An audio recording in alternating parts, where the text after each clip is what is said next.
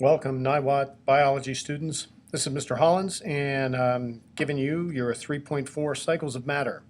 This section is about recycling in the biosphere.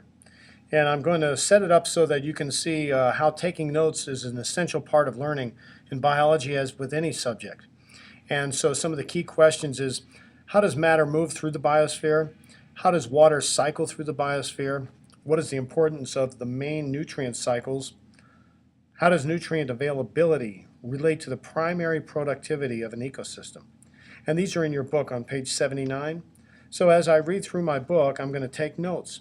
And so what we have here is a little bit of a note-taking outline set up for you to watch. Just watch me do this, and I'm reading along in the book. So as you read, take notes, and this helps you remember what you read. So your instructions, your instructions say, make an outline using the green and blue headings in this lesson. Fill in details as you read to help you organize the information.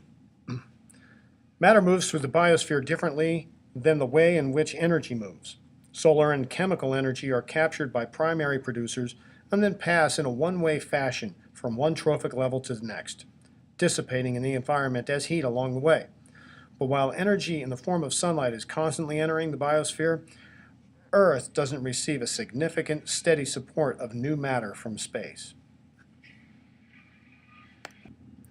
So having read that first paragraph there with the recycling in the biosphere, I've come up with a statement that matter cycles and energy flows.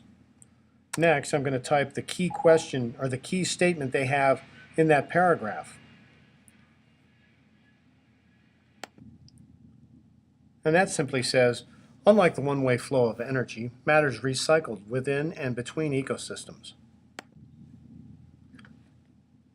Elements pass from one organism to another and among parts of the biosphere through closed loops called biogeochemicals, which are powered by the flow of energy as shown in figure 313. As the word suggests, cycles of matter involve biological processes, geological processes, and chemical processes. Human activity can also play an important role.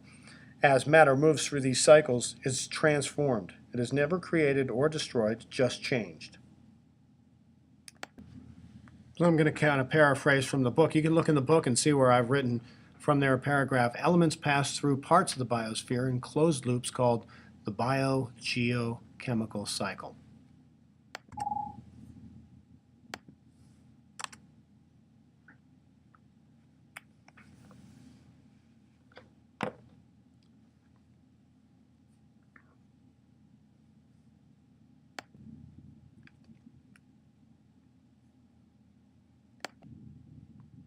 The next section with a green heading is the water cycle.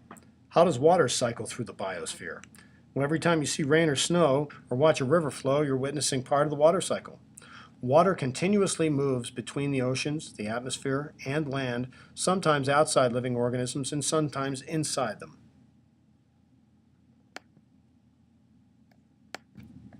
On page 81, where it says the water cycle, the key here that they have in the paragraph says water continuously moves between the oceans, the atmosphere, and land, sometimes living outside living organisms and sometimes inside them.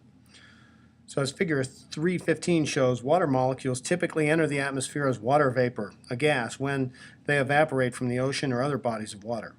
Water can also enter the atmosphere by evaporating from the leaves of plants in the process of transpiration. Say transpiration. Transpiration, water evaporating from the leaves of trees, part of the hydrologic cycle or the water cycle. Also evaporation. Evaporation is the changing of water from a liquid to a gas. How is transpiration and evaporation similar? Another part of the water cycle is condensation. This is the changing of water vapor from a gas to a liquid again. Next, we have precipitation. This diagram shows the main processes involved in the water cycle. Scientists estimate that it can take a single water molecule as long as 4,000 years to complete one cycle. What are the two primary ways in which water that falls to Earth as precipitation passes through the water cycle? So here they are. They're asking you this where it says figure 315 on page 81. And just follow this diagram around and around and around. I will give you a little quiz on the stages of the water cycle. And so that's what we're writing here. Transpiration, evaporation, condensation, and precipitation. And finally, runoff. Runoff is mentioned in your book. So define each of the following terms and describe how they relate to the water cycle. Evaporation, transpiration, precipitation, condensation, and runoff. Next, we're going to see on page 82 where it says the nutrient cycles. The green heading is the nutrient cycles. And what is the importance of the main nutrient cycles? Well, the chemical substances that an organism needs to sustain its life are called nutrients. Every organism needs nutrients to build tissues and carry out life functions. Like water, nutrients pass through organisms and the environment through biogeochemical cycles. The three pathways or cycles that move carbon, nitrogen, and phosphorus run through the biosphere are especially critical for life. I see in the book where it says, oxygen participates in parts of the carbon, nitrogen, and phosphorus cycles by combining with these elements and cycling with them through parts of their journeys. Oxygen gas in the atmosphere is released by one of the most important of all biological activities, photosynthesis. Oxygen is used in respiration by all multicellular forms of life and many single-celled organisms as well.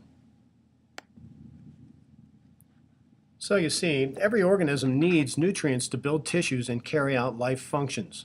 That's what I wrote for my nutrient cycles notes here. And you could write that down for your notes.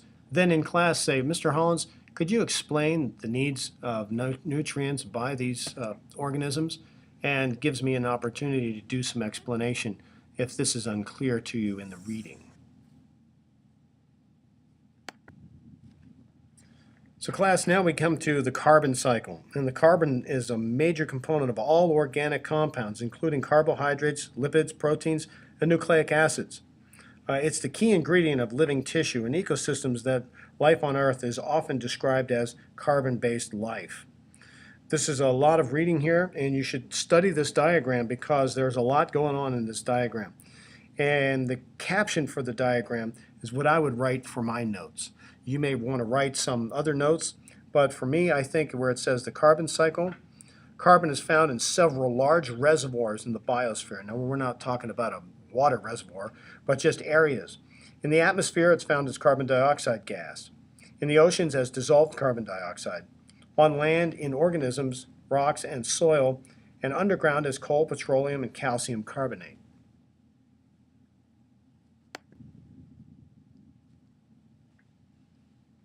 Figure 317 shows how carbon moves through the biosphere. Carbon dioxide is continuously exchanged between the atmosphere and oceans through chemical and physical processes. Plants take in carbon dioxide during photosynthesis and use carbon to build carbohydrates. Carbohydrates then pass through food webs to consumers. Many animals, both land and sea, combine carbon with calcium and oxygen as the animals build skeletons of calcium carbonate. Organisms release carbon in the form of carbon dioxide gas by respiration. Also, when organisms die, decomposers break down the bodies, releasing carbon into the environment. Geologic forces can turn accumulated carbon into carbon-containing rocks or fossils. Carbon dioxide is released into the atmosphere by volcanic activity or by human activities such as the burning of fossil fuels and the clearing and burning of forests.